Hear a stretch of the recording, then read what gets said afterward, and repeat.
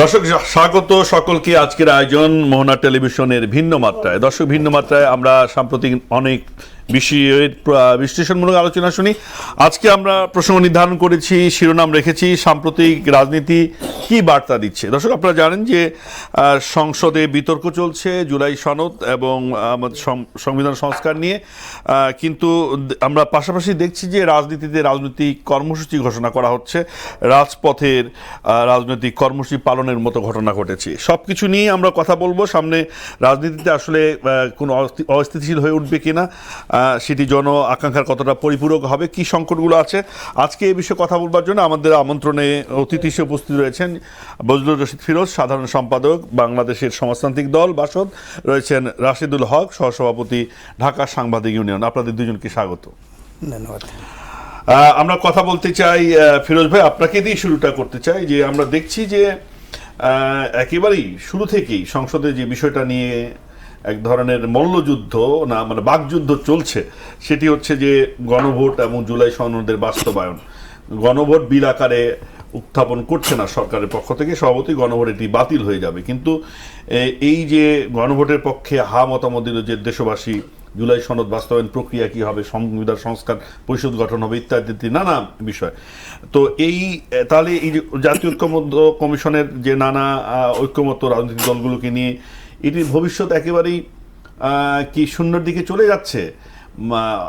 জামাত এনসিপির পক্ষ থেকে বলা হচ্ছে যে বিএনপি প্রতারণা করছে, অথবা তারা এক ধরনের বৃদ্ধাঙ্গুলি প্রদর্শন করছে গণরায়ের প্রতি। মানে এটিতে আপনাদের অবস্থানটা কি, বা আপনার কীভাবে দেখছেন? ধন্যবাদ আপনাকে এবং আমার সহ আলোচক রাসেল সাহেব এবং যারা শুনছেন তাদের সবাইকে শুভেচ্ছা জানাচ্ছি, ধন্যবাদ জানাচ্ছি।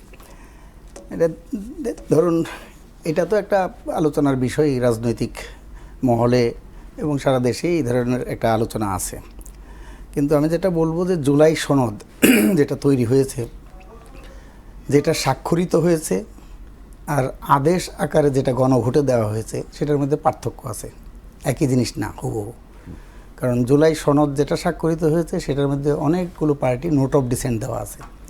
সেই নোট অফ ডিসেন্টগুলোতে সেখানে বলা হয়েছিল যেগুলো রাজনৈতিক দলগুলো যেগুলোতে নোট অফ ডিসেন্ট থাকবে সেইগুলো তারা যদি তাদের নির্বাচনী ইশতেহারে উল্লেখ করে এবং তারা তাদের মতো করে করতে চায়, সেগুলো জনগণ ম্যান্ডেট দিলে তারা তাদের মতো করে করতে পারবে। এইটা ছিল ঐক্যমত্য কমিশনের আলোচনা। এবং সেই হিসাবে যেটা ঘটা করে যেটা সংসদ ভবনের দক্ষিণ প্লাজায় জুলাই সনদ স্বাক্ষরিত হলো, সেই স্বাক্ষর অনুষ্ঠানেও যেটা ছাপানো হয়েছে কালার একটা বুকলেট আকারে, সেটার মধ্যেও সেইগুলো উল্লেখ আছে। কিন্তু অবাক করার বিষয় যে যেটা আদেশ জারি করলো রাষ্ট্রপতি, প্রথমত কথা হলো যে সংবিধান অনুযায়ী যদি আমরা সংবিধান মেনে চলি, রাষ্ট্রপতি কোনো আদেশ জারি করার ক্ষমতা নাই। যেদিন থেকে 1973 সালে সংসদে যখন সংবিধান পাশ হলো, গৃহীত হলো, তার আগে 1971 সালের 26শে মার্চ থেকে 73 সালের সংবিধান গৃহীত হওয়ার দিন পর্যন্ত রাষ্ট্রপতি যে আদেশগুলো জারি করছিল অর্ডিন্যান্স, সেই সময়ে রাষ্ট্রপতির আদেশ জারির ক্ষমতা ছিল।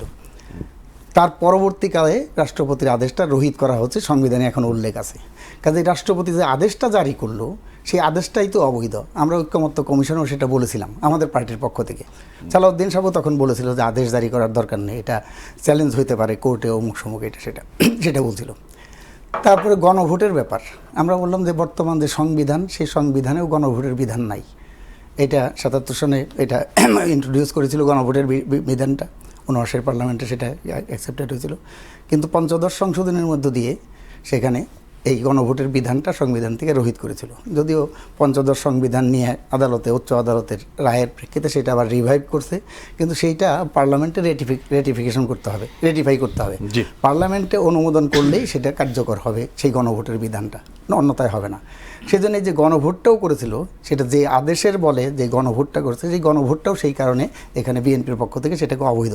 আমরা বলেছিলাম যে সংবিধানের একটা সংশোধনীগুলো, সংবিধানের বিভিন্ন আইন ধারা এগুলো পরিবর্তন করতে হলে সংবিধানের নিয়ম আছে যে 2/3 মেজরিটি নিয়ে সেখানে সংসদ সদস্যরা তারা যদি অনুমোদন করে তাহলে যে কোনো সংশোধনী সেখানে আনা যায়, পরিবর্তন আনা যায়।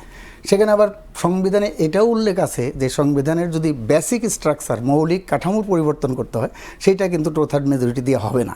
সেই ক্ষেত্রে ওই 142 অনুচ্ছেদ অনুযায়ী যেটা আছে ওই গণভোটের বিধানটা, সেই ক্ষেত্রে যেমন সেটা রাষ্ট্রপতি শাহাবুদ্দিন সাহেবের সময় করেছিল 91 সালে। না না, সেটা না, সংসদীয় পদ্ধতিতে ফিরে আসার পরে সংসদ সেটা অনুমোদন করলো, অনুমোদন করার পরে রাষ্ট্রপতি স্বাক্ষরের আগে রাষ্ট্রপতি জনগণের সম্মতির জন্য গণভোট করলো। তাহলে সেইভাবে আমরা বলছিলাম যে সেইভাবে এখন মৌলিক কাঠামোর যদি পরিবর্তন করতে হয় করে সংবিধানে পাশ করলো সবাই মিলে সর্বসম্মতভাবে, যেগুলো পাশ করবে, তারপরে রাষ্ট্রপতির স্বাক্ষরের আগে একটা গণভোট হতে পারে। এই গণভোটটা এখন দরকার ছিল না। তো সেই জন্যই যেটা আমরা বলছিলাম, আমরা আমাদের পার্টির পক্ষ থেকে কিন্তু জুলাই সনদে স্বাক্ষর করি নাই। এই সমস্ত এনামূলগুলো আছে। জুলাই সনদের যে ভূমিকা, সেই ভূমিকা নিয়ে আমাদের আপত্তি আছে। জুলাই সনদের মধ্যে সেখানে রাষ্ট্রীয় 4 মূল নীতি সহ মুক্তিযুদ্ধের নানা বিষয় সেগুলোকে অস্বীকার করা হয়েছে। এবং জুলাই সনদের যে অঙ্গীকারনামা, সেই অঙ্গীকারনামার মধ্যে বলা হয়েছে যে পরিপূর্ণ বাস্তবায়ন করিব।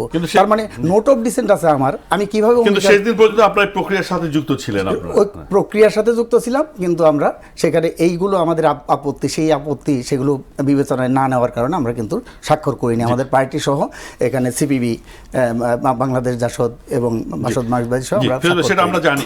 এই যে আন্দোলনের কর্মসূচির কথা বলা হচ্ছে, আপনি তো বিভিন্ন সময় আন্দোলন কর্মসূচি বাস্তবায়ন করেন, আপনি একটি দলের প্রধান। মানে এই বিএনপি বা জামাত বা এনসিপির পক্ষ থেকে কি কার্যকর আন্দোলনের বিরুদ্ধে গঠন করতে পারবে?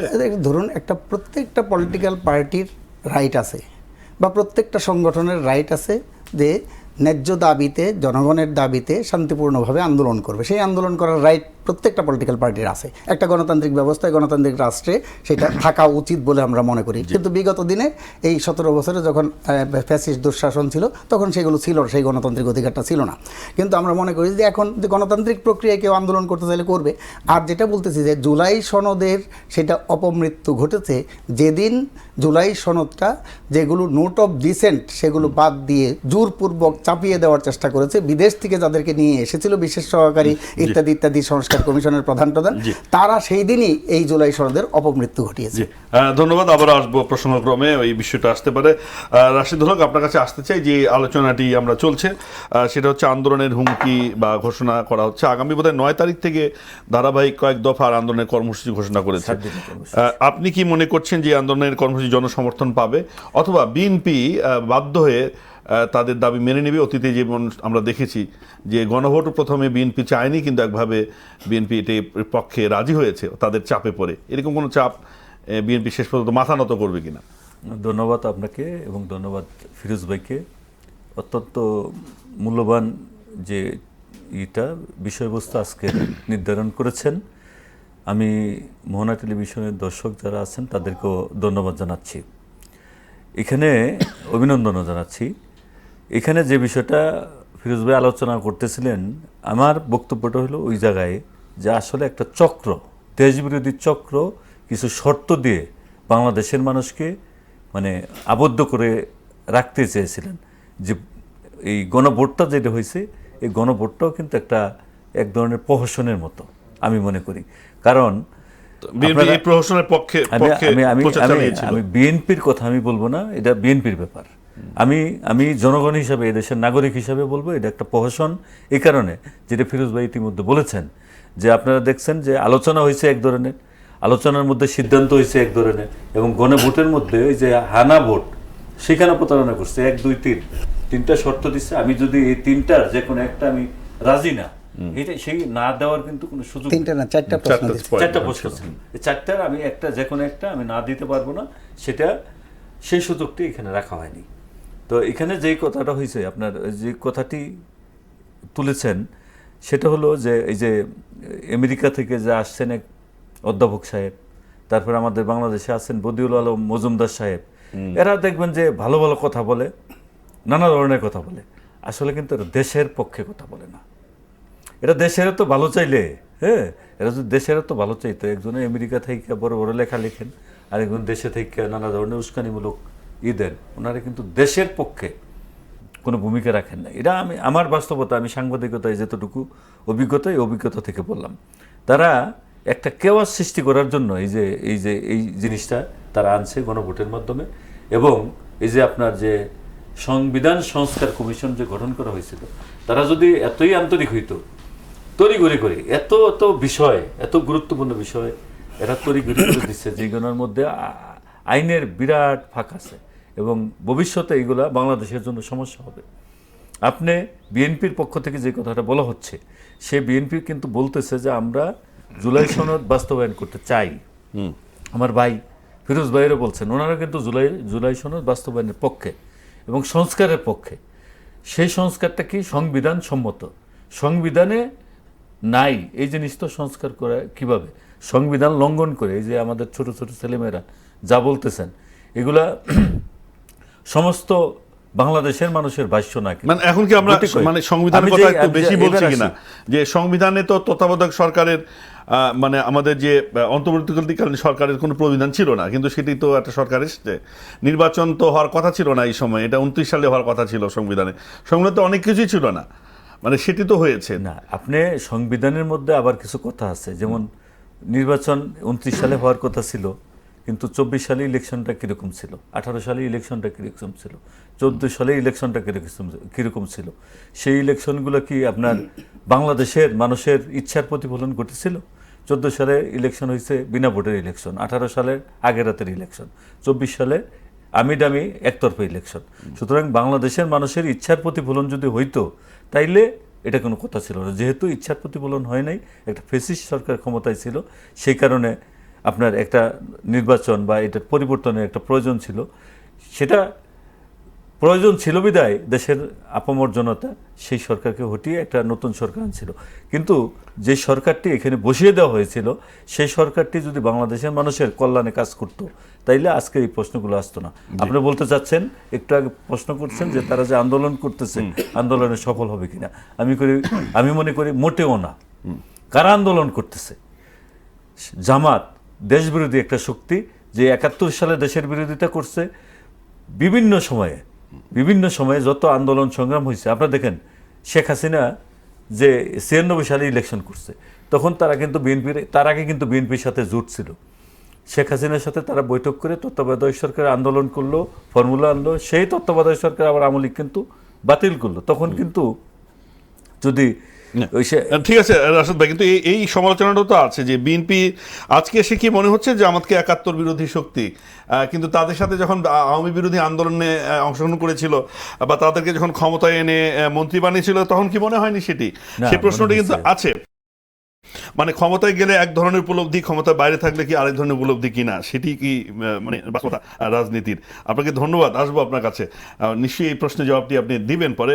বজলুর রশিদ ফিরোজ ভাই, আপনার কাছে আসতে চাই, তাহলে কি আমরা ধরে নিচ্ছি যে গণভোটের যেটাই ভবিষ্যৎ, গণভোটের কি অবসান ঘটলো, যে সামনে বিল আকারে আসতেছে না? কিন্তু তাহলে জুলাই সনদের কি হবে, যেটি আপনারাও আলোচনা করছেন, দীর্ঘ সময়ে চা বিস্কিট নানা রকম খেয়েছেন টেবিলে বসে, তার ফলাফল দিল এত টাকা মানুষের খরচ হলো। ধরেন রাজনৈতিক দলগুলোর, ধন্যবাদ, এখানে জুলাই সনদের কি হবে আমরা তখনই বলেছিলাম। আমি 5ই অক্টোবর আমাদের বাম গণতান্ত্রিক জোটের পক্ষ থেকে আমরা প্রধান উপদেষ্টা ডক্টর মোহাম্মদ ইউনূসের সাথে আমরা সাক্ষাৎ করেছিলাম তার আমন্ত্রণে। সেখানে আমরা বলেছিলাম যে আপনি যে এই যে সংস্কার কমিশন করছেন এবং এই ঐক্যমত্য কমিশন করবেন, তাহলে এই কমিশনের সুপারিশগুলো কীভাবে হয়? এখন আমার একমত, বিএনপির আরেক মত, জামাতের আরেক মত, তাহলে এটা ঐক্যমত্যে কীভাবে আসবেন? স্পষ্ট মনে আছে। এবং ঐক্যমত্য কমিশনের যেদিন যাত্রা শুরু হয় সেই দিনও এবং আমাদের সাথে বৈঠকেও এই প্রধান উপদেষ্টা ডক্টর মোহাম্মদ ইউনূস বলেছিল অসুবিধা নাই, তো আলাপ আলোচনা হোক, যেইগুলো নিয়ে সর্বসম্মতভাবে সিদ্ধান্ত হবে সেটাই ঐক্যমত্যের ভাবে। না, যেইটা ধরেন সর্বসম্মতি 84টা বিষয় আছে, 84টা বিষয়ের মধ্যে ধরেন 20টা বিষয়ে সর্বসম্মতভাবে সিদ্ধান্ত হলো, ওই 20টা বিষয় হবে জুলাই সনদ, ঐক্যমত্যর ভিত্তিতে জুলাই সনদ। আর যেগুলোর মধ্যে কাছাকাছি আসে অল্প বিস্তর, সেইগুলো নিয়ে আমরা ঐক্যমত্য কমিশনে আলাপ আলোচনা করে কাছাকাছি একমত হওয়া যায় কিনা সেটা হবে আমাদের দেখার বিষয়। তারপরে আছে যেগুলো নিয়ে ফারাক আছে, সেগুলো নিয়ে আমরা এই সনদের মধ্যে আনবো না। এটা ছিল ডক্টর মোহাম্মদ ইউনূসের স্পষ্ট ঘোষণা। আমরা তার ওই কথাকে বিশ্বাস করেছিলাম এবং সেই জন্য ঐক্যমত্য কমিশনের যে আলোচনা হয় সেখানে আমরা অংশগ্রহণ করেছিলাম। কিন্তু শেষ মুহূর্তে আমরা দেখলাম ঐক্যমত্য কমিশন উনি তো থাকতেন না, ওনার সাথে নিশ্চয়ই পরামর্শ হতো যে যারা এখানে দায়িত্ব ছিলেন, ভাইস প্রেসিডেন্ট ছিলেন ঐকমত্য কমিশনের, তিনি কিন্তু এটা চাপিয়ে দিল, এই নোট অফ ডিসেন্টগুলো সেগুলো না রেখে এই ঐকমত্যের নামে আসলে একটা অনৈক্য প্রতিষ্ঠা, সেই প্রতিষ্ঠা জানতেই চাই মানে এটা কেন হয়েছিল, মানে এটা কার ইচ্ছে হলো, মানে আপনার কি মনে হয়? এটা আমরা বলতে পারবো না যে কার ইচ্ছায় হয়েছে। আমরা বলেছি যেমন ধরেন বিএনপির সাথে আমাদের ডিফারেন্স আছে, যেমন এই যে সাংবিধানিক যে সংস্থাগুলো আছে সেই সংস্থার নিয়োগের ব্যাপারে আমরা বলছিলাম একটা সাংবিধানিক নিয়োগ কমিটি প্রণয়ন করা হোক। বিএনপি বলছে যে শুধুমাত্র নির্বাচন কমিশন নিয়োগের ক্ষেত্রে একটা কমিটি করার ব্যাপারে বাকিগুলো যেমন public service commission, controller and auditor general, মানবাধিকার কমিশন, দুর্নীতি দমন কমিশন, এই সমস্ত কমিশনের ব্যাপারে বিএনপি কিন্তু একমত হয় না, তাদের নোট অফ ডিসেন্ট আছে। এই যে বিষয় আছে তাহলে একটা একমত হয়েছে। আমরা এই জন্যই বলছি যে কিলিয়া কাঁঠাল পাকানোর দরকার নাই, জোর করে চাপিয়ে দেওয়ার দরকার নাই। সবাই মিলে 100টার মধ্যে একমত হইতে পারবো না, যদি 10টা হয় 10টা নিয়ে অগ্রসর হই, পরবর্তী বাকিগুলো নিয়ে সেগুলো আলাপ আলোচনা চলতে থাকুক, আন্দোলন লড়াই সংগ্রাম সেগুলো চলতে থাকুক, জনমত সংগঠিত করুক। সেইটা কিন্তু এই জন্যই বলছি যে বিএনপির সাথেও কিন্তু আমাদের ডিফারেন্স আছে ওই যে সাংবিধানিক সংস্থার নিয়োগের ব্যাপারে। তাহলে সেইটা কিন্তু আমরা তখনই বলছিলাম ঠিক আছে ডিফারেন্সটা রাখেন, যেটা একমত হয়েছে সেটা নিয়ে আমরা আগাই, তাহলে যতটুকু ঐক্যমত্য হয়েছে সেটা নিয়ে আমরা অগ্রসর। বিএনপি কিন্তু দেখেন এখানে পার্লামেন্টে সেখানে তারা সেই একই কথা কিন্তু বলতেছে। এখন গণভোটের যেটা বলছেন, গণভোট দেখছে যে অন্তর্বর্তীকালীন সরকারেরও অন্তরের মধ্যে ইচ্ছা ছিল নির্বাচনটা না করার। তারা কিন্তু ওই যে আপনি বললেন না যে 2029 সালে নির্বাচন হবে, সেই জন্য তারা কিন্তু সেইটা ছিল তারা ওই পর্যন্ত ক্ষমতায় থাকবে। বিএনপি সেই জন্যই এটা দেখছে যে এই যে বিষয়গুলো হচ্ছে, তাহলে তারা মিলে জামাত, এনসিপি এরা মিলে এবং সরকার মিলে নির্বাচনটাই পিছিয়ে দিবে। এই জন্য বিএনপি নির্বাচনটা যাতে হয় সেই জন্য তারা কৌশল হিসেবে আমার যতটুকু মনে হয়, আমি জানি না, যে তারা এই গণভোটের হায়ের পক্ষে কিন্তু অনেক আগে বলে নাই, রংপুরের জনসভায় থেকে তারেক রহমান সাহেব এটা বলছে। সেই জন্য আমি বলতেছি, এবং তাদের ওই একই সময়ে কিন্তু তাদের অন্যান্য স্থায়ী কমিটির নেতাদের সুরে তারা কিন্তু না ভোটের পক্ষে ক্যাম্পেইন করছে আমার জানা মতে। তাহলে সেই জন্য এই গণভোটটা একটা সার্কাস্টিক ভোট এখানে হয়েছে। এটা আমি জনগণের সম্মতি আমি বলবো সেটা ঠিক আছে, জনগণের সম্মতি, কিন্তু পার্লামেন্টের যে নির্বাচন হয়েছে সেটাও তো জনগণের সম্মতি। তাহলে এক জনগণের সম্মতি আরেকজনের জনগণের সম্মতির উপর কিন্তু চাপিয়ে দিতে পারে না।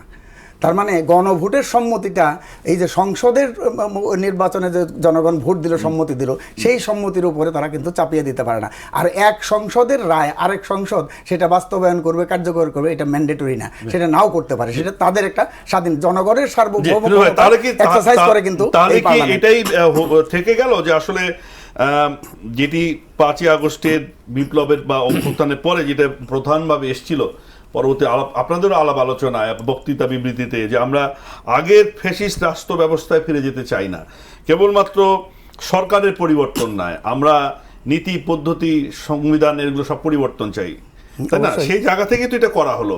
তাহলে এখন তো বিরোধী পক্ষ থেকে বলা হচ্ছে যে এই সরকার সেই ফ্যাসিস্টদের একনায়ক মানে একদলীয় ব্যবস্থার দিকেই এগিয়ে যাচ্ছে এবং তার পরিণতি আগের সরকারের মতোই হবে, কারণ কোথাও কোনো পরিবর্তন হচ্ছে না তাদের ভাষায়। জি রাশিদ হক ভাই। জি, পরিবর্তন হচ্ছে না তা কিন্তু না। তারা কিন্তু সংসদের মাধ্যমে কমিটি গঠন করে যে বিষয়গুলো সংস্কার করার দরকার জাতির জন্য তারা সেটাতে রাজি আছে, যেটা একেবারে মানুষের জন্য ক্ষতিকারক, দেশের জন্য ক্ষতিকারক, এমন কিছু পয়েন্টের মধ্যে আছে না। এখানে গুম কমিশনে যে প্রতিবেদনের আলোকে যে অধ্যাদেশটা ছিল সেটিও আপিল মানে বিল আকারে আসছে না। তারপর গুরুত্বপূর্ণ একটা বিষয়, আমি জানি না আপনারা একমত হয়েছিলেন কিনা, যে জুডিশিয়াল যে কমিটি সার্ভিস কমিশন গঠন করার কথা, মানে বিচারকদের নির্বাচনের ক্ষেত্রে বা পদোন্নতির ক্ষেত্রে সচিবালয়কে আলাদা করার কথা, সেক্ষেত্রে কিন্তু একটা বড় সমালোচনা ছিল আওয়ামী লীগের বিরুদ্ধে, তাই না? সেটা কাউন্সিলের মধ্য দিয়ে জুডিশিয়ারির নিয়োগ দেওয়া হবে, সেই জায়গাটিও কিন্তু বিল আকারে আসতেছে না। তাহলে এটি কি মানে যে বিষয়ে একমত হয়েছে সেখান থেকে বিএনপি যে বিষয়গুলো এই যে আমাদের পিছনে যাচ্ছে বলেছেন, ওনারা তো বৈঠকে ছিলেন, ওনারা আমার চাইতে উনি ভালো বলছেন এবং ভালো বলবেন এই বিষয়গুলোতে, যেহেতু উনি উপস্থিত ছিলেন।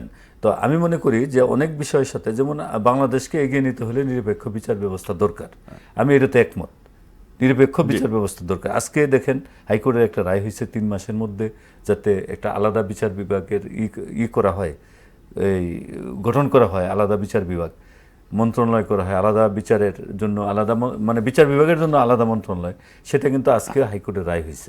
সেটাই তো ঐক্যমত্য কমিশনের আলোচনা ছিল। কিন্তু ঐক্যমত্য কমিশনের এটা তো আমি আগেই বললাম, শুরুতেই বললাম যে তাদের যে কয়জন লোক ঐক্যমত্য কমিশনে ডক্টর ইউনূস সাহেবের নেতৃত্বে যাদেরকে এখানে বসানো হয়েছিল, এদের মাথার ভিতরে স্বচ্ছতা, মানে অন্তরে স্বচ্ছতা নাই তাদের। তারা হইল দেশের কোনো বিদেশি কোনো এজেন্ডা বাস্তবায়ন করার জন্য, অথবা তাদের মনের ভিতরে কোনো শয়তানি বাস্তবায়ন করার জন্য তারা এমন কিছু পয়েন্ট এটার ভিতরে ঢুকাই দিছে যেগুলো বাস্তবায়ন করা এই রাজনৈতিক দলের পক্ষে সম্ভব না। যেটা জামাত বলতেছে রাজনীতি করতেছে এখন, বা জামাতের মতো কিছু রাজনৈতিক দলগুলো করতেছে। চিন্তা করেন, তারা কিন্তু ভোটে গেছে, তারা সংসদে গেছে, তারা সব কিছু করতেছে, কিন্তু এদের এক একটা প্ল্যান এবং এক একটা যে আপনার এজেন্ডা, যে তারা আসলে দেশটাকে কোন দিকে নিয়ে যেতে চায় এই জামাত। জি, 71-এ আপনি দেখেন, 71-এও তারা যেরকম করছে বিভিন্ন সময়, আসলে তারা কিন্তু দেশের পক্ষে না, দেশের মানুষের পক্ষে না, জনগণের পক্ষে না। আপনি যদি সদিচ্ছা থাকে এবং সরকারের সদিচ্ছা আছে কেমনে, আপনি দেখেন তারেক রহমান সাহেব কিন্তু ওনাদের সাথে বারবার বসতেছেন, ওনাদের বাসায় গেছেন, নাহিদের বাসায় গেছেন এবং এই তাদের সাথে আলোচনা করতেছেন। তারা সংসদের ভিতরে থেকে সুনির্দিষ্ট প্রস্তাব দিয়ে এবং সব রাজনৈতিক দল মিলে যদি কোনো সংস্কার করতে চান, সংবিধানে পরিবর্তন করতে চান, এটা সংসদের মধ্যে করা সম্ভব। তাহলে সংসদের বাইরে এটা টেনে নিয়ে দেশকে অস্থিতিশীল করার জন্য যে চক্রান্ত করতেছে, এটা তো মাত্র একটা সরকার 2 মাসের জন্য, 2 মাস হয়েছে মাত্র ক্ষমতায় বসছে, তারা নির্বাচিত হয়েছে, তারাও নির্বাচিত হয়েছে, বাইরে আছেন, মাঠে আছেন। তো সব মিলে যদি সকলে মিলে একটা সুন্দর দেশ উপহার দিতে চায়, তাইলে এইসব বিশৃঙ্খলা বাদ দিয়ে, বিশেষ করে আমি বলবো ডক্টর ইউনূসের যে কমিশন ছিল তাদের সব প্রত্যাখ্যান করে এই রাজনৈতিক দলের সদস্যরা বসে, তারা যদি বসে দেশকে এগিয়ে নিয়ে যেতে চায় সম্ভব। নাইলে ওই যে কমিশন, মানে তারা যেটা গঠন করেছিল অধ্যাপক সাহেবের নেতৃত্বে, এরা দেশের কোনো, মানে আমি মনে করি এই দেশের পক্ষের কোনো লোক না এরা। এবং এই যে এত বড় বড় নেতারা, আপনারা ফিরোজ ভাই আপনারা কি বুঝলেন না আগে যে এরা দেশের লোক নয়, বাইরে থেকে হায়ার করা লোকদের দিয়ে একটা সংস্কারের উদ্যোগ করা হচ্ছে, তাদের একটা বদনসিব আছে। মানে আপনারা এই বড় বড় নেতারা এত ঝানু রাজনৈতিক প্লেয়ার, আপনারা বুঝলেন না কেন আগে? এখন বলছেন। আমরা আগেই বুঝেছিলাম। এই সংবিধান সংস্কার কমিশনের প্রধান হিসেবে প্রথমে নিয়োগ দিয়েছিলেন ডক্টর স্বাধীন মালিককে। উনি এই সংবিধান বিশেষজ্ঞ, সুপ্রিম কোর্টের সিনিয়র আইনজীবী ডক্টর স্বাধীন মালিক। একদিন পরেই আমরা স্বাধীন মালিকের কাছে জিজ্ঞেস করেছিলাম, আপনাকে কেনই বা নিয়োগ দিল, আবার কেনই বা আবার আপনাকে বাদ দিয়ে আলী রিয়াজকে আনা হলো? ওই আমি কিছুই জানি না, আমার সাথে কোনো আলাপ আলোচনা করে নাই বাদ দেওয়ার। রাজি হননি? না, তার সাথে কোনো আলোচনাই করে নাই বাদ দেওয়ার সময়। এটা স্বাধীন মালিক স্পষ্টভাবে বলছে আমাদের কাছে, আমি দায়িত্ব নিয়ে বলতেছি। স্বাধীন মালিককে কেন করে নাই? স্বাধীন মালিক একটা বিবিসির সাথে সাক্ষাৎকার দিয়েছিল। সেই সাক্ষাৎকারে বলেছিল যে সংবিধানের মধ্য থেকেই সংবিধান সংশোধন করা সম্ভব, সংবিধানের সংস্কার করা সম্ভব, আলাদা কোনো করার দরকার নেই। আর এরা তো আলী রিয়াজ সাহেব এখানে আসছিল সংবিধান পুনর্লিখন করার জন্য, নতুন সংবিধানের জন্য, এটা বাতিল করে, সেইটা অনুযায়ী কিন্তু ওই যে এনসিপির নেতারা সংবিধান ছুঁড়ে ফেলে দাও, কবরে পাঠিয়ে দাও ওই সংবিধান, মুজিববাদী সংবিধান ইত্যাদি ইত্যাদি নানা কথা বলছিল। সেই এজেন্ডা বাস্তবায়ন করার জন্য তারা সেকেন্ড রিপাবলিক এখানে গঠন করবে, দ্বিতীয় স্বাধীনতা এটা বলছে। ডক্টর ইউনূসও যখন ফ্রান্স থেকে আসলো এয়ারপোর্টে এসে বলছে আমরা দ্বিতীয়বার স্বাধীন, আমরা দ্বিতীয় স্বাধীনতা সম্ভব হয়েছে, সব সেটা তো জুলাই সনদের সময়। তাহলে এই যে তাদের যে হিডেন এজেন্ডা, সেই এজেন্ডা নিয়ে তারা এসছিল। আমরা সেই হিডেন এজেন্ডা এটা জানতে পারিনি, বুঝতে পারিনি তা না, বুঝেই কিন্তু তার ভিতরে থেকে ওই যে বিষ দিয়েই বিষটাকে করার, নির্মূল করার যে উদ্যোগ, সেই উদ্যোগে আমরাও, যেহেতু এটা লাইভ টেলিকাস্ট হইতেছে, আমাদের বক্তব্য কিন্তু আপনারা কি তাহলে এই ডক্টর ইউনূসের এই যে কারসাজি যদি ধরে নিই আপনাদের ভাষায় হিডেন এজেন্ডা, তার এর আপনাদের দায় বা পার্ট কি আপনারা হলেন কিনা? না, ইতিহাস কি বলবে? আমরা তো এটার কোনো পার্ট না।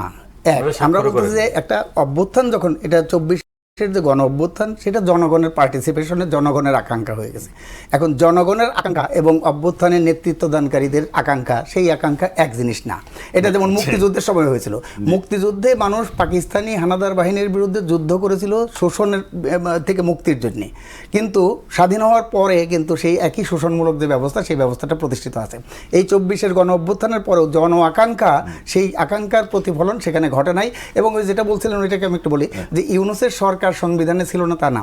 সংবিধান অনুযায়ী, সংবিধানে 106 অনুচ্ছেদে স্পষ্টভাবে লেখা আছে যে ডক্ট্রিন অফ নেসেসিটি একটা বিপর্যয়ের সময়ে সেই সময় অন্তর্বর্তীকালীন এই ব্যবস্থা রেফারেন্স নিয়ে সেটা করা হয়েছে, কাজে সেটা সংবিধান সম্মতভাবেই করা হয়েছে। সংবিধানের বাইরে যে করলে সেটা রেভলিউশনারি গভর্নমেন্ট হতো, বিপ্লবী কাউন্সিল গঠন করতো, যেটা ফরহাদ মাজাররা সেখানে বলছিল যে প্রেস ক্লাব শহীদ মিনারে এসে বা সংসদ ভবনের সামনে এসে আপনারা শপথ দিলেন না কেন, রাষ্ট্রপতির কাছে গিয়ে শপথ নিলেন কেন, তারা করতো। কিন্তু তারা কিন্তু সেই জায়গায় যায় নাই, সংবিধান মেনেই এই অন্তর্বর্তীকালীন সরকার 106 অনুচ্ছেদের রেফারেন্স নিয়ে সেখানে গঠিত হয়েছে। কাজেই সেই জন্যেই একটা টার্মোয়েলিং সিচুয়েশনের মধ্যে আমরা গিয়েছি এই 18 মাস। সেই 18 মাসে সংবিধান কোনো কোনো ক্ষেত্রে মানতে হয়েছে, মানতে বাধ্য হয়েছে, আবার কোনো কোনো ক্ষেত্রে না মানার যে চেষ্টা, সেই চেষ্টাও হয়েছে, সংবিধান না মানেও কিছু কিছু কাজ হয়েছে। তাহলে এই দুইটার সংমিশ্রণেই তাহলে সেই জায়গা থেকে আমরা কি ওই জায়গায় পড়ে থাকবো, নাকি সেখান থেকে আমরা উঠে আসবো সংবিধান সম্মতভাবেই সংবিধানের একটা যে প্রয়োজনীয় যে সংস্কার বা সংশোধন সেগুলো করে, যেগুলো অগণতান্ত্রিক ধারা আছে সেগুলো বাদ দিয়ে একটা গণতান্ত্রিক সংবিধান, সেই সংবিধান কমিশনের নাম ছিল জাতীয় ঐক্যমত্য কমিশন। আপনারা যখন সবাই মিলে বসছেন, আলাপ আলোচনা করছেন, তখন জাতি কিন্তু মনেই করছে যে আপনারা সব বিষয়ে ঐক্যমত্য প্রদর্শন করছেন এবং ইউনূস সরকারকে আপনার শক্তি যোগাচ্ছেন, এবং আপনাদের শক্তি নিয়েই তিনি কিন্তু এই কাজগুলো বাস্তবায়ন করার চেষ্টা করেছেন। ফলে আপনারা সেই দায় থেকে মুক্ত হবেন কিনা আমি জানি না, ইতিহাসের বিচারে আসবে কিনা। আমরা বোধহয় একটু প্রসঙ্গের পরিবর্তন করতেছি, আপনি এই বিষয়ে যদি না থাকে। একটি বিষয় যে একটি উল্লেখযোগ্য ঘটনা যে সাবেক স্পিকার শিরীন শারমিন চৌধুরীকে গ্রেপ্তার করা হয়েছে গতকাল। এতদিন পরে সে তাকে গ্রেপ্তার কেন করা হলো, এবং তাকে যেভাবে গ্রেপ্তার করা হলো এবং আদালতে নেওয়া হলো, সেখানে এক ধরনের মবের ঘটনা আমরা দেখেছি। আমরা প্রত্যাশা করেছিলাম যে নির্বাচিত সরকার ক্ষমতা আসার পর মব সংস্কৃতিটা থাকবে না, একটা আদালতগুলো একটু শান্ত হবে, ন্যায় বিচার মানুষ পাবে, মানে এমনই একটি সাধারণ প্রত্যাশা। আপনি কি বলছেন? আমি তার আগে শুধু 30 সেকেন্ড, যে 11 দলের যে কথাটা বলছেন না, ওই যে 11 দলের আন্দোলন আপনি দেখেন, বাইরে তো রাজনীতি করেন, 11 দল বলতে যেটুকু আছে পুরোটা কিন্তু শিবিরের জামাতের লোক। এরা কিন্তু মানে নিজেরাই একটা দল গঠন করে, যেমন ইরান একটা নেতা আছে, মানে ওয়ার্ড পর্যায়ের নেতা, নিজেরাই দল গঠন করে তারা একটা দল দিয়ে রাখছে। তারপরে আপনি দেখেন অন্য অন্য যে বিডিপি, তারপরে আপনার ওই যে কি আর একটা পার্টি আছে ওই যে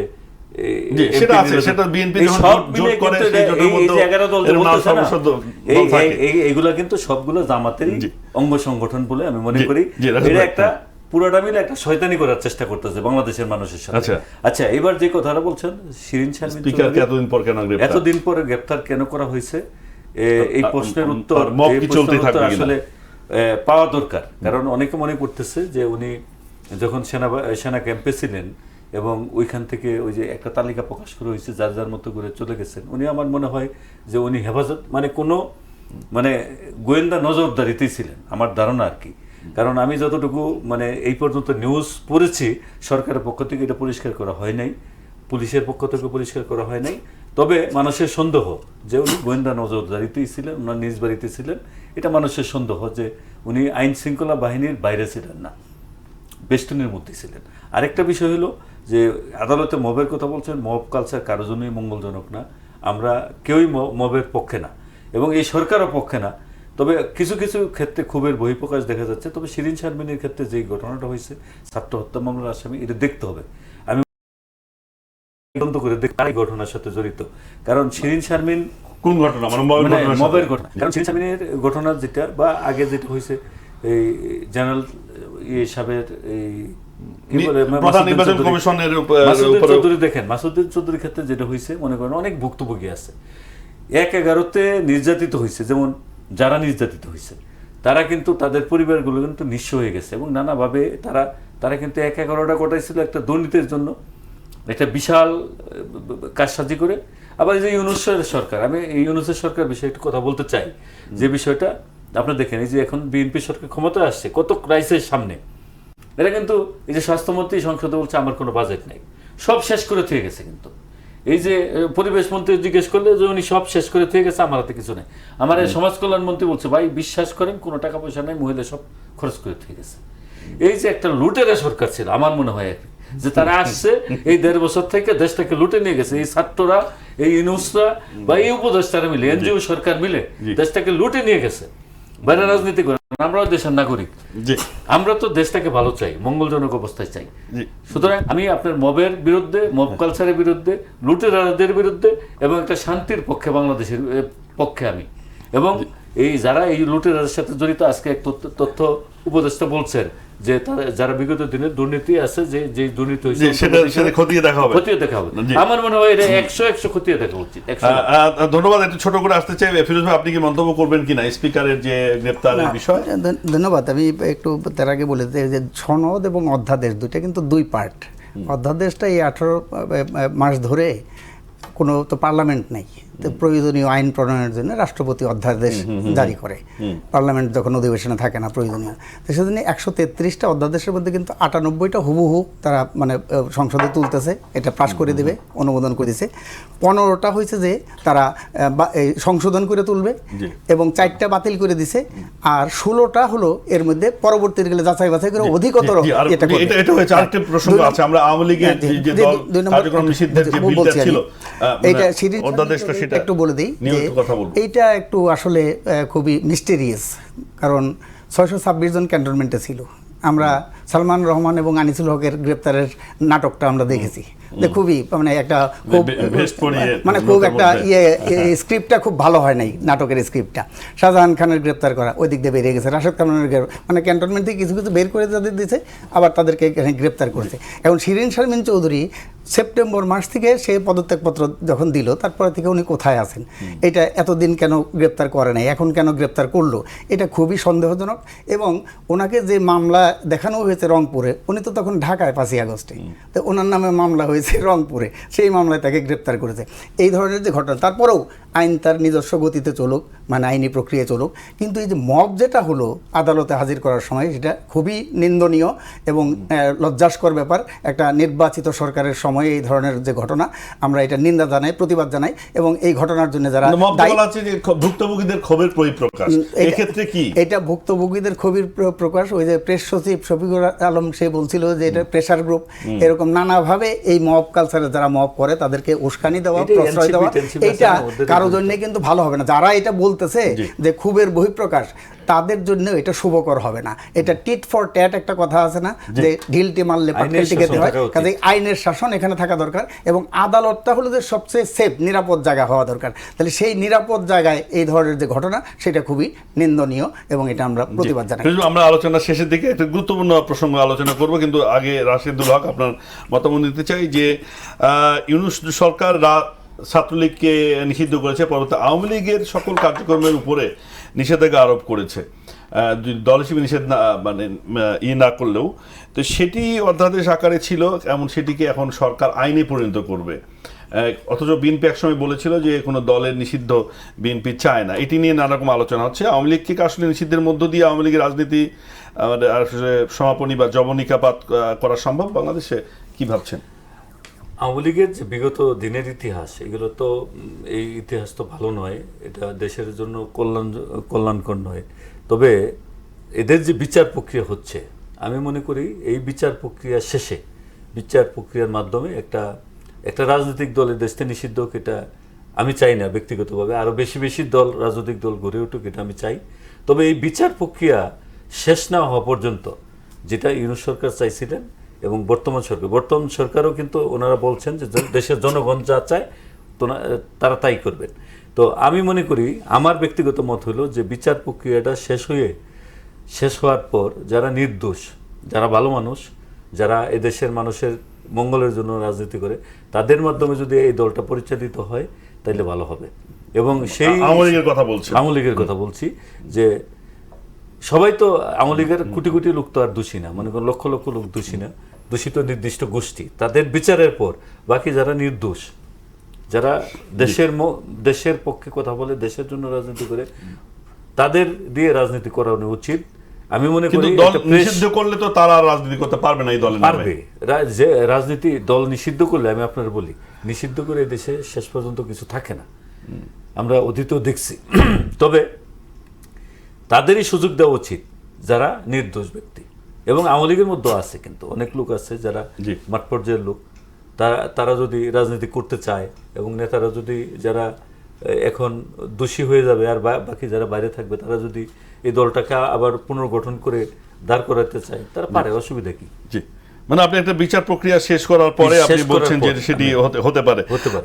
কিন্তু ততদিন পর্যন্ত আসলে সেটি আমরা ইতিমধ্যে দেখছি যে বিভিন্ন মানবাধিকার সংস্থা, জাতিসংঘ নানা রকম প্রতিক্রিয়া দিচ্ছে আগের সরকারের সিদ্ধান্ত অনুযায়ী। ফিরোজ ভাই, একভাবে বলা হচ্ছিল যে তারেক রহমান ক্ষমতা এসেছেন কারোর সাথে একজন আপোষ রফা করে আওয়ামী লীগকে আবার রাজনীতিতে ফিরতে দিবেন তিনি, এরকম একটা অনেকেই বলেছিলেন। নির্বাচনের পরে যখন নানা রকম অফিসগুলো খুলছিল বলা হচ্ছিল, বিএনপির একটা সমালোচনা করছিলেন অনেকেই। কিন্তু এখন তো দেখছি যে অপরাধীদের শাস্তির বিধানসহ আওয়ামী লীগের কার্যক্রম নিষিদ্ধের যে অধ্যাদেশ সেটিকে আইনে পরিণত করা হচ্ছে। মানে একরকম আওয়ামী লীগকে কি বলে এটাকে বাতিল করা আর কি, দল হিসেবে নিষিদ্ধ করাই হচ্ছে কিনা আইন যখন হবে, কি মনে হয়? ধন্যবাদ। আমরা ওই যেটা বলছিলাম যে 4টা অধ্যাদেশ এগুলো বাতিল করছে, বিচার বিভাগের পৃথকীকরণ, বিচারক নিয়োগ, ওই কথার মন্তব্য আপনি দেননি, কিন্তু বিচার বিভাগের পৃথকীকরণ কি উচিত সেটা কিনা? কিন্তু আমরা চাই যে বিএনপির 31 দফার মধ্যেও সেটা আছে, বিচার বিভাগের পৃথকীকরণ, কিন্তু সেইটার কেন তারা সরে যাচ্ছে সেটা তার ব্যাখ্যা তার দেবে। আমরা এটাকে ঠিক মনে করি না, কারণ বিচার বিভাগের পৃথকীকরণ, বিচারক নিয়োগের ক্ষেত্রে একটা জিনিস ছিল বিএনপির ওখানে ঐক্যমত্য নোট অফ ডিসেন্ট, ঐক্যমত্য কমিশন জ্যেষ্ঠতার ভিত্তিতে নিয়োগ হবে সুপ্রিম কোর্টের প্রধান বিচারপতি। বিএনপি বলছিল 2 জন, 1 জন না, জ্যেষ্ঠ 2 জনের মধ্যে থেকে 1 জন, এইটুকু ডিফারেন্স কিন্তু তারা ওখানে নোট কিন্তু সুপ্রিম জুডিশিয়াল কমিটি কাউন্সিল থাকবে, সেটা কিন্তু তারা একমত হয়েছিল সুপ্রিম জুডিশিয়াল এখন আর থাকছে না সেটা। এখন না থাকাটা কি কারণ? তারা বলছে যে অধিকতর যাচাই বাছাই করে করবে। আরেকটা হলো পৃথক সচিবালয়, এটাও খুব দরকার, পৃথক সচিবালয়টা খুব দরকার বিচার ব্যবহারের, স্বাধীন বিচার ব্যবহারের জন্য। আরেকটা হলো যেটা বললো যে ওই যে জুলাই যোদ্ধাদের দায় মুক্তিও দেওয়া হয়েছে, এটাও আইন করতেছে, এটা অধ্যাদেশটা পাশ করে দিচ্ছে। আমরা কিন্তু এটা বলছি যে কোনো দায় মুক্তি আইনি কিন্তু টিকে নেয় বাংলাদেশে পরবর্তীকালে। শেখ মুজিব হত্যার বিরুদ্ধে এখানে ইন্ডেমনিটি দিয়েছিল, সেটা পরবর্তীকালে উঠিয়ে দিয়েছে পরবর্তী সরকার হিসেবে, 21 বছর তো লাগছে, কিন্তু সেটা আলটিমেটলি সেটা টিকে না। এবং এখানে ধরেন জ্বালানি বিষয়ে দায় মুক্তি দিয়েছিল শেখ হাসিনার সময়, এটা কিন্তু অন্তর্বর্তীকালীন সরকার সেটা উঠিয়ে দিয়েছে, সেটা এখন পাশ হইতেছে আইন হিসেবে, তার মানে দায় মুক্তি নাই। আবার অপারেশন ক্লিন হার্ট, সেটারও একটা দায় মুক্তি ছিল, সেটাও পরবর্তীকালে সেখানে টিকে নাই। সেই জন্য আমরা বলছি যে এই দায় মুক্তিটা এইভাবে না দেওয়াই ভালো, আইনি প্রক্রিয়ায় যাওয়াটা দরকার। আরেকটা হলো যে আওয়ামী লীগ নিষিদ্ধ করা, আমরা কিন্তু আমাদের যে কোনো দল, আমাদের পার্টির পক্ষ থেকে আমরা স্পষ্টভাবে মনে করি যে নির্বাহী আদেশে কোনো রাজনৈতিক দলকে নিষিদ্ধ করার পক্ষে আমরা না। কোনো রাজনৈতিক দল তারা যদি অপরাধ করে তো বিচারিক প্রক্রিয়ার মধ্যে যাক, তাহলে আওয়ামী লীগের নেতাদের বিচার হচ্ছে। অ্যাজ এ পার্টি সংগঠন আওয়ামী লীগ, সেই আওয়ামী লীগের নামে অন্তর্বর্তীকালীন সরকারের 18 মাসে কেউ কোনো মামলা করেন, একটা মামলা হয়নি আওয়ামী লীগের নামে, সংগঠনের নামে, ব্যক্তির নামে হয়েছে। এবং এখনও নির্বাচনের পরে এই 48-49 দিন অতিবাহিত হয়েছে, এখনও আওয়ামী লীগের নামে সংগঠন হিসাবে কিন্তু মামলা হয় নাই। তাহলে সেই মামলা বিচারিক প্রক্রিয়ায় না গিয়া একটা দলকে নিষিদ্ধ করবে, সেটা কিন্তু আমরা ঠিক মামলা দিলে কি নিষিদ্ধ করা যাবে? না, মামলা বিচারিক প্রক্রিয়ায় যদি সাজাপ্রাপ্ত হয়, অপরাধী সাব্যস্ত হয়, তাহলে একটা সেই অপরাধী সাব্যস্ত হলে তাকে নিষিদ্ধ করতে পারে, কিন্তু তার আগে নিষিদ্ধ কার্যক্রম। আর একটা তো আমরা তো দেখছি, জামাতে ইসলাম কিন্তু পাকিস্তান আমল থেকে এই স্বাধীন বাংলাদেশ পর্যন্ত 4 বার এখানে নিষিদ্ধ করা হয়েছে। তো নিষিদ্ধ করলে জামাতে ইসলাম উঠে গেছে, ওই দ্বারা হয়ে গেছে, এটা নিশ্চিহ্ন হয়ে গেছে। কাজেই আওয়ামী লীগকেও এখানে নিষিদ্ধ করে নিশ্চিহ্ন করা যাবে না। রাজনীতি দিয়েই সেখানে মোকাবেলা করতে হবে, পরাস্ত করতে হবে। জনগণের সচেতন অংশগ্রহণ, সংগঠিত যে অংশগ্রহণ, সেই অংশগ্রহণের মধ্য দিয়ে একটা যেমনিভাবে মুসলিম লীগের কবর রচনা হয়ে গেছে বাংলাদেশে, মানে পাকিস্তান আমলে হয়েছিল 54 সাল থেকে এসে, এবং 71 সালের পরে এসে তো বাস্তবে আসলে মুসলিম লীগ নামমাত্র আছে একটা ছোটো জগন্নাথের মতো। তাহলে সেই জন্যই আওয়ামী লীগকে সেই প্রক্রিয়ায় নেওয়াটা হলো যৌক্তিক। একটা নিষিদ্ধ করে কোনো রাজনৈতিক দলের কার্যক্রম নিষিদ্ধ করাটা এভাবে আমরা ঠিক মনে করি না। জি, ধন্যবাদ। আর ছোট করে একেবারে রাশিদ ভাই, আমরা দেখছি যে এক ধরনের তেলের সংকট, জ্বালানি সংকট, বড় বড় লাইন আমাদের ফুয়েল স্টেশনগুলোতে, কিন্তু আপনার থেকে বলা হচ্ছে, দুঃখিত, সরকারের পক্ষ থেকে বলা হচ্ছে জ্বালানির কোনো সংকট নাই, সব মজুদ পর্যাপ্ত আছে। তাহলে এই দীর্ঘ লাইন দেখছি কেন? এখানে সংকট, যেহেতু এই সংকটটা দেশের কোনো বিষয়ে না, এটা আন্তর্জাতিক ইস্যু, এবং একটা যুদ্ধ চলছে ইরানের সাথে আপনার যুক্তরাষ্ট্র এবং ইসরায়েল। সেখানে আসলে কি আমি কদিন আগে একটা রিপোর্ট করেছি যে আপনার পেট্রোল এবং অকটেন, এটা কিন্তু আমাদের বাংলাদেশে উৎপন্ন হয়, বাংলাদেশে তৈরি করা যায়। সেখানে বাংলাদেশের যতটুকু চাহিদা আছে এর অর্ধেক তৈরি করা যায়।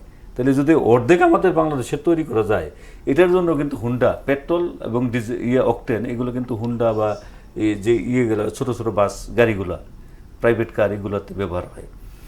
এটা তো শর্ট পড়ার কথা না, যে পরিস্থিতি, যে কয়দিন হয়েছে, যুদ্ধ শুরু হয়েছে 1.5 মাস এরকম বিভিন্ন জায়গা থেকে উদ্ধার করা হচ্ছে। উদ্ধার করা হচ্ছে। মজুমদার আজকে কাছে। আমাকে একজন সিনিয়র সাংবাদিক ফোন করে বলছেন যে কোনো যদি সরকারের সুযোগ থাকে এদেরকে অবগত করতে, সরকারকে অবগত করার জন্য, যে এইখানে একটা চক্র জড়িত। জি। আমার মনে হয় এখানে স্বাধীনতা তাহলে এই চক্রটাকে উন্মোচিত করার দায়িত্ব তো সরকারের, না? সরকারের। সে আগের মতো এটার সিন্ডিকেট, মধ্যে আমার মনে হয়- সিন্ডিকেট কোথায়? অদৃশ্য সিন্ডিকেট, এটার মধ্যে syndicate জড়িত আছে। সিন্ডিকেট। এই ইন্ডিভিজুয়াল চক্রের বিরুদ্ধে কি আমরা লড়ে যাব? না ধন্যবাদ। এখন ধরেন শেষ করতে হবে এক কথায়, মানে ইনভিজিবল চক্র। এই সিন্ডিকেট তো শুধুমাত্র এই ডিজেলের ক্ষেত্রে নাই, ডিজেল পেট্রোল জি। সর্বদ্রব্য মূল্য সহ বাজার সিন্ডিকেট সেটা আছে, হ্যাঁ, সমস্ত ক্ষেত্রে যে দুঃখিত ফিরোজ সিন্ডিকেট, ভাই। সেই সিন্ডিকেট জি। কে বিরুদ্ধে অসংখ্য ব্যবস্থা ধন্যবাদ গ্রহণ ফিরোজ করবে ভাই এই আপনাকে, সরকার, এবং এটা আমরা রাশেদ আশা ভাই করি। আপনাকে ধন্যবাদ সময় দেওয়ার জন্য। দর্শক যারা ছিলেন, শুনেছেন, সকলকে ধন্যবাদ জানাচ্ছি এবং ভালো থাকুন। শেষ করছি, শুভরাত্রি।